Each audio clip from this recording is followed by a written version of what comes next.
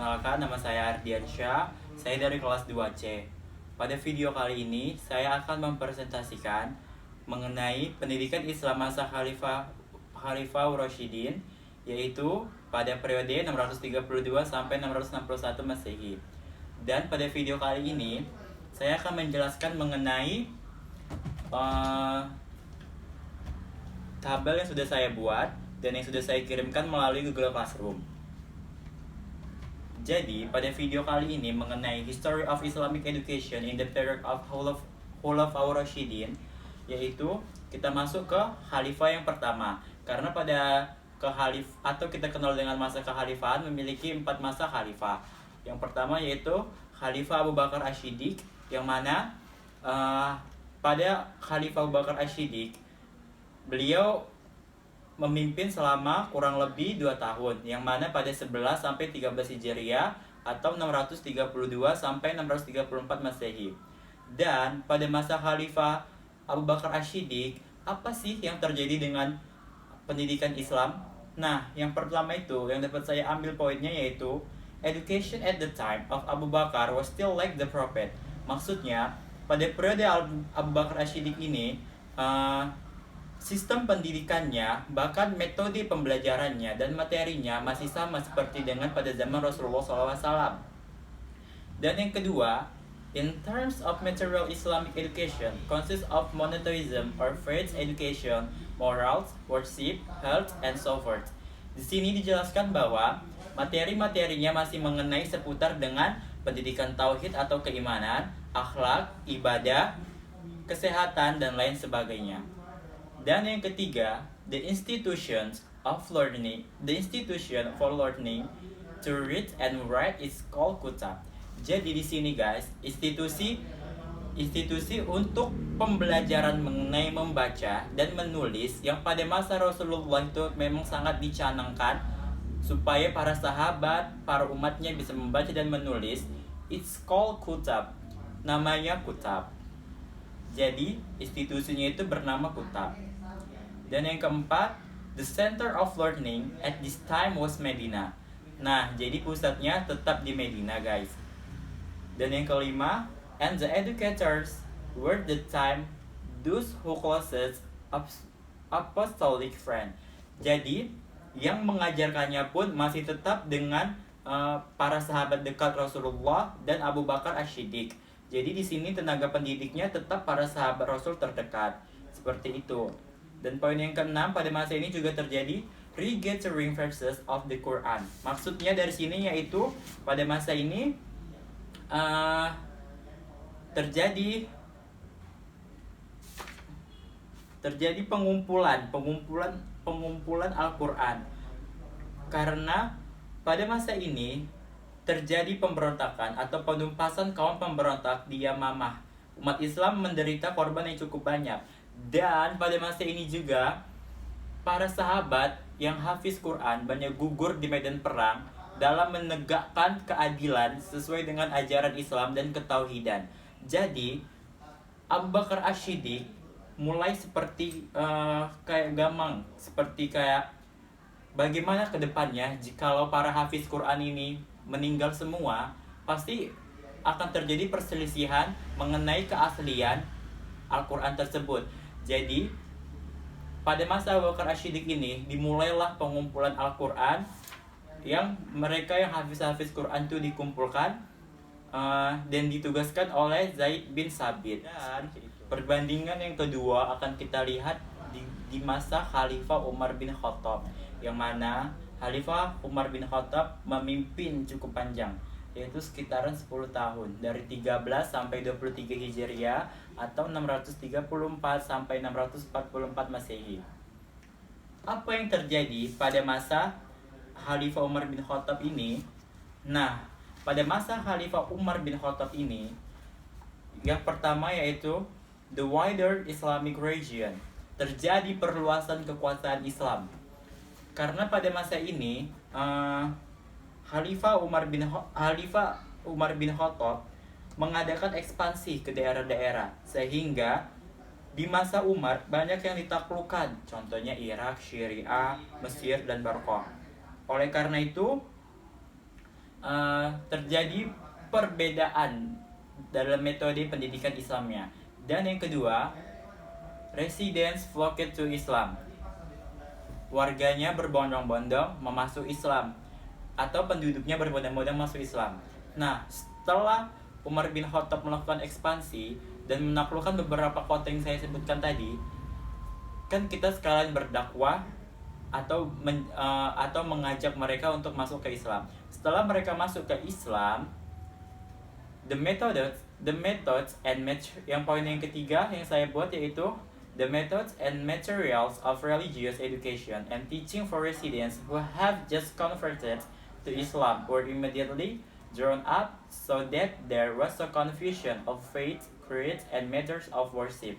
Nah, jadi di sini mengenai metode dan materi pendidikan dan pengajaran agama bagi penduduk yang baru masuk Islam segera disusun agar tidak terjadi kesimpang siuran iman, akidah, dan soal ibadah.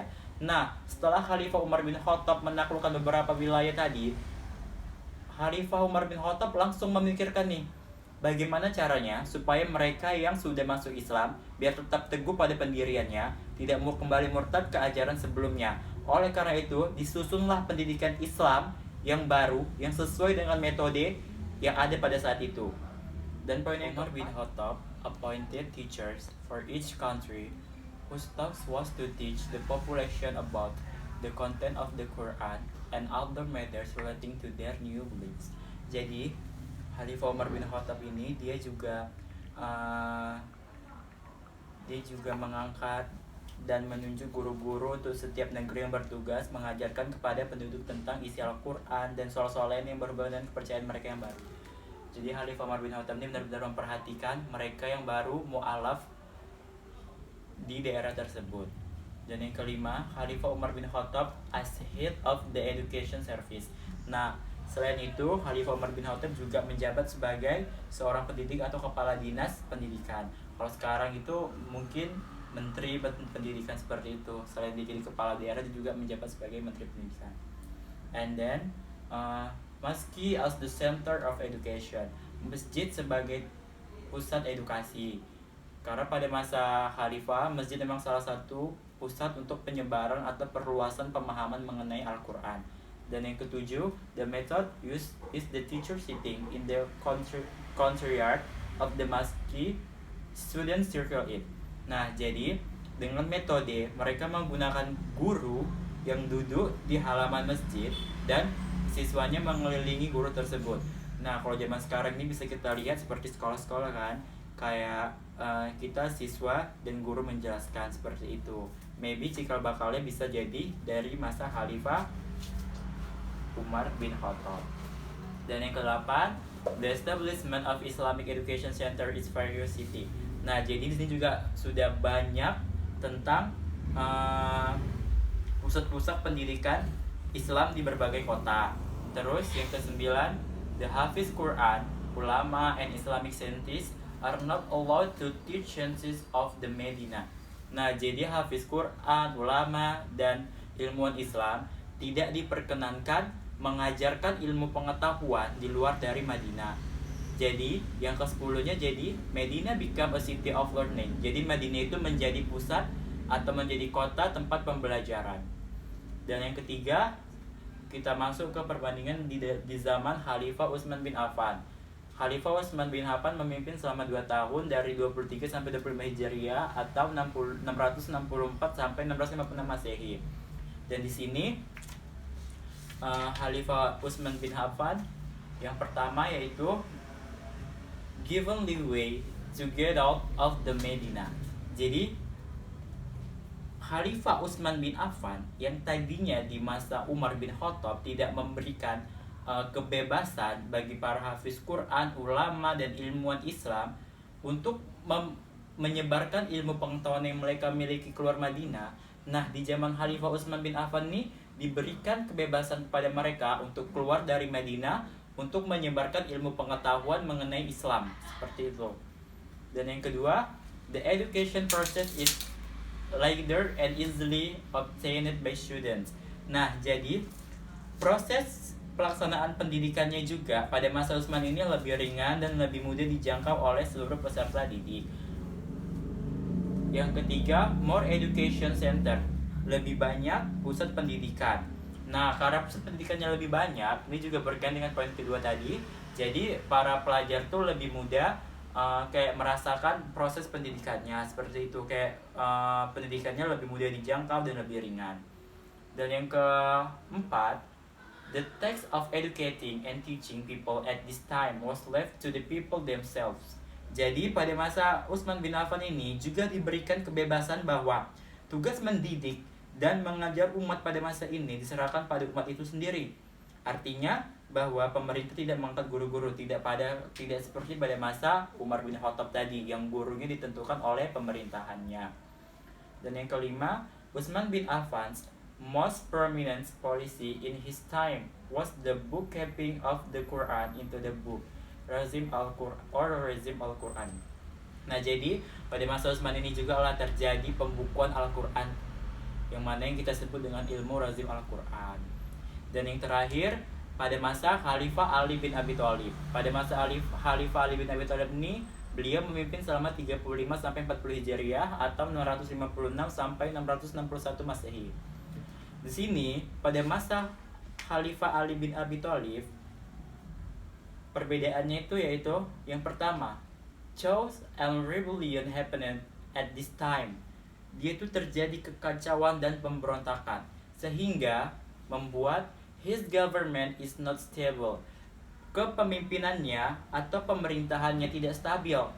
Akibat kepemimpinan tidak stabil itu, terjadilah Islamic education activities get disturbance and obstacles. Kegiatan pendidikan Islam atau pengajaran Islam mendapat hambatan dan gangguan. Itulah mungkin mengenai 4 khalifah ini. Dan pada Khalifah Ali bin Abi Thalib, dia ini lebih banyak pemberontakan dan perpecahan yang terjadi. Karena pada masa ini benar-benar situasinya itu tidak stabil, sehingga penyebaran Islam itu terganggu dan terhambat.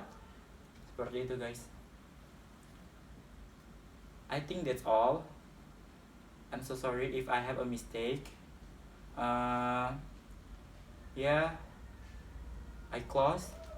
Wassalamualaikum warahmatullahi wabarakatuh.